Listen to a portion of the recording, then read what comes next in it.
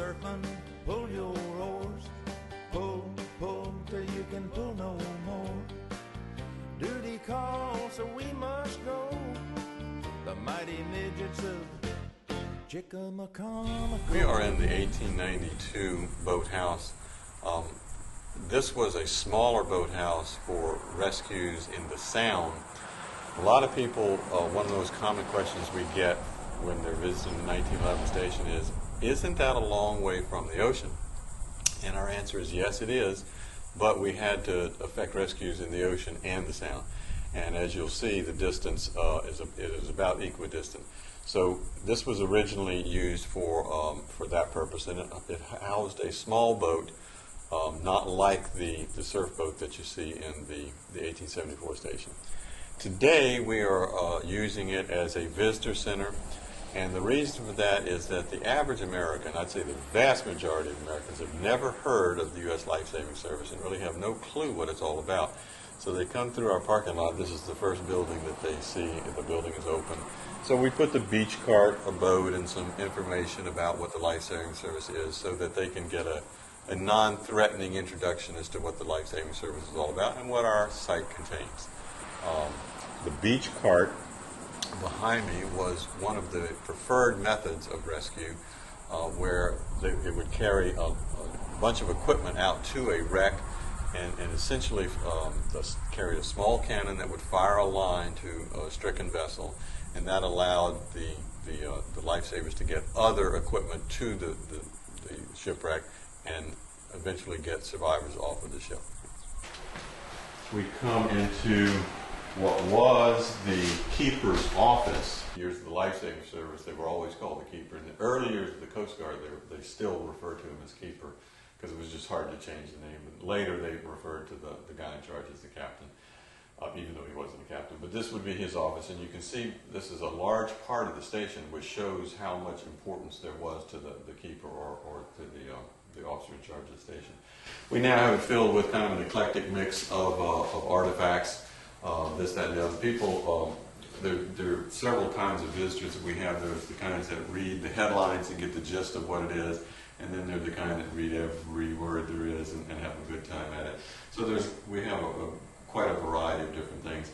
In this particular room, the artifact that we're the most proud of is this silver loving cup. We're going to tell the story of the rescue of the Merlot led by John Allan Midget Jr., and this occurred in August of 1918, the most highly awarded maritime rescue in American history. And all the men got a series of awards. John Allan Midget Jr. himself, who was the keeper or leader of the team, received personally from the British government, the British Board of Trade, what they called the Silver Loving Cup, in appreciation for his leadership in that rescue. And that is the personal property of the John Allan Midget family, and they very graciously agreed last year to let us put this on display. So that's a real treasure to us. This is our reproduction Lyle gun. It's the small mortar that's used in the beach apparatus drill, more commonly known as the Breeches Buoy Rescue. It fires a 20-pound projectile at a wreck pole, which simulates the mast of a ship. This is a small 120-pound bronze mortar that was invented by an Army Captain David Lyle, hence the name Lyle gun. Many other devices have been used to try to get a line to a ship, throwing other small mortars and whatnot. But this was the first one designed specifically for that purpose. And the Lyle gun has the distinction of being the only gun in the history of civilization designed specifically to save and not take lives. This Lyle gun is actually used every Thursday, June, July, and August here at the Chicamacomico site to reenact that historic beach apparatus drill. And we're proud to say there are only 2 places in America that do that drill, and we're one of them. And we're the only place on the planet where the members of the drill team are active duty United States Coast Guard. Hoorah! Oh, so we must go, the mighty midgets of Chicamacomico. It happened in not so One of the more interesting architectural details about this building that's easy to miss, had to be pointed out to me, is that there are no seams in the floorboards. That means they were all cut to length. This was kind of a prefab building that was shipped out and assembled here. When you do see seams in the floorboards, that's because we had to replace or restore a damaged board. But all of the boards in through not just the floor but the walls and everything else were all cut to length and assembled when they got here. All right, the second floor of the 1911 station consists of 3 main rooms. The larger room we're in now would have been the surfman's quarters, and that can be misunderstood. Again, they did not actually live here, but they were stationed here, much like a modern EMT or fireman would be. They would be on duty, so they would need some place to stay. The station was manned 24/7. There's enough space for 6 men between here and the other room, and you're actually going to find more room than that. And sometimes people say, well, why is there so much room if there were only 6 men? And that's because you needed a place for the survivors of the shipwrecks to stay as well. We have 2 examples of the early bedding. Utilitarian, standardized kind of iron beds that from the 40s and whatnot, early Coast Guard. Nothing particularly great about them. But you'll also see a very unusual early U.S. Life-Saving Service bed frame. We're not exactly sure how the thing went together. It looks more like a cot, but it's a very interesting piece. We happen to know that came from the Kill Devil Hills Life-Saving Station in Kill Devil Hills, North Carolina.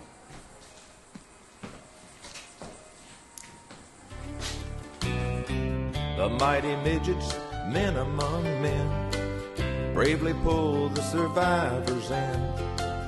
Another Outer Banks, Carolina legend was born. Pull, surfman, pull your oar. Pull, pull till you can pull no more. Duty calls, so we must. The Coast Guard actually decommissioned this entire site in 1954. All 7 of the buildings, including the main station, 1911, and became surplus government property. Nobody wanted it, nobody wanted to maintain it. It fell into quite a state of disrepair, actually for 20 years. And it's truly amazing that we have as much of the site left as we do. Because in 1974, the Chicamacomico Historical Association was formed only because there was a threat. The local volunteer fire department was talking about using this as a practice burn. It had become such an eyesore. So the organization was formed in '74 just to keep it from being totally destroyed. And no real restoration started until the mid-90s. So we've only been in the restoration business for about the past 10 years, and I think we've made some pretty good progress. Okay, these are some examples of earlier line throwing guns. The Bambi mortar here, dating from an earlier period. As you can see, it's very close in design, similar to the concept of Lyle gun. The carriage is almost exactly the same. This is an actual Lyle gun itself without the carriage, and unfortunately not in very good condition. And then even later, during World War II, the Navy was using guns such as this on Liberty ships to fire lines to stricken vessels, and sometimes between themselves. So there are a number of different ways of accomplishing the same objective. The United States Coast Guard today uses the same principle, except instead of a Lyle gun, they use M16s. This is the famous breeches buoy, which is really a nothing more than a lifesaver, life preserver, canvas life preserver with canvas shorts sewn into it. Breeches, for you young folks, is an old-fashioned word for breeches. And this is what would ride down the pulley, and one person at a time would be used. We are in the 1911 cookhouse, which the men call the kitchen, and they were always built separately from the main building because of the fear of fires. Generally, behind me you'll see the coal-powered cook stove, and they would keep that going most of the day. It was easier to keep a fire going than to light it for breakfast and then light it for dinner, lunch, and then light it for dinner. So you had a real good source of a potential fire. This station, this cookhouse never did burn, but that's why they were built separately. This is the only other building besides the 1911 station that's on its original foundation. We had a good time setting this up as a living, what I call a living history display, rather than a museum piece. And as you look around, it kind of tells a story of perhaps the men getting ready for breakfast and having to rush out because of a rescue. And it shows what daily life was like, and most people can relate to kitchens and stoves.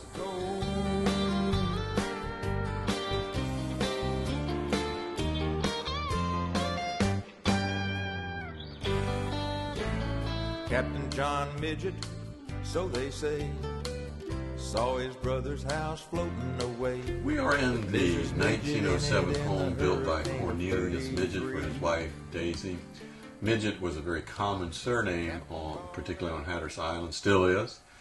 So we refer to this as the Midget House, and it sometimes confuses our visitors, but it's not talking about the statue of people. Cornelius was the brother of John Allan Jr., who was the keeper during the famous Merlot rescue. And Cornelius was one of the few midgets that was not involved in the life-saving service.